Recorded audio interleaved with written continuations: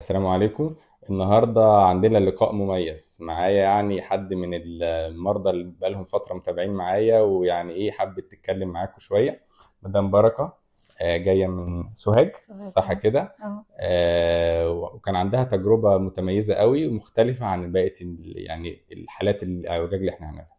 مدام بركة عندها إعوجاج في العمود الفقري في سن كبير، جالها وهي في الثلاثينات من عمرها، وابتدى يعمل لها مشاكل كده، فإيه ابتدت تدور في الموضوع.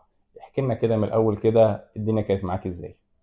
هو انا كان عندي اعوجاج في العمود الفقري، وما كنتش بص مديه على النبي. الموضوع اهتمام. كنت متخيله ان هفضل زي ما انا، ما كنتش متخيله ان الاعوجاج هيزيد مع الوقت. فلما بدأ يزيد معايا بدأت تحصل مشاكل كتير. بدأت اتعب وبحس بألم، يعني حتى المشي ما كنتش قادره عليه. لما كنت بمشي بصعوبه جدا.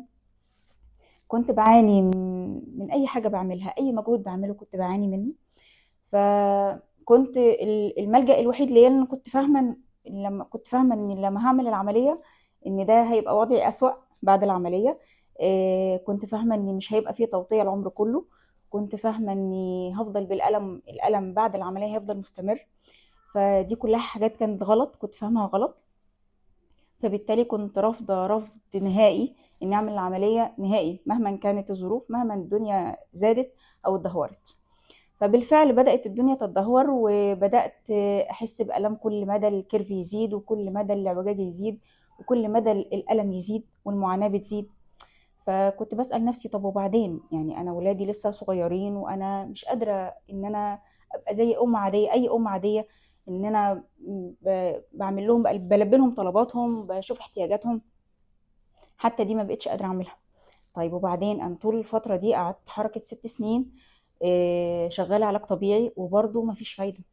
كل مدى الألم بيزيد والعوجاج بيزيد. فكان عامل العلاج الطبيعي كان بالنسبة لي زي المسكن، ما كانش بيحل المشكلة، كان بيهديني شوية. بس كنت بتعب تاني، وكنت الدنيا بتزداد سوء تاني. طيب وبعدين؟ فلما لقيت مفيش فايدة، دكتور العلاج الطبيعي نفسه قال لي لا، انت لازم تعملي عملية. ما ينفعش ان احنا نفضل مستمرين على الوضع ده. لما جيت هنا لدكتور يحيى، فهمني الدنيا ووضح لي بالظبط ايه اللي هيحصل بعد العملية. اكتشفت ان كل الاوهام اللي كنت عايشة فيها دي كلها كانت اوهام. مجرد بس يعني حكاية التوطية، لا انا بقدر اوطي.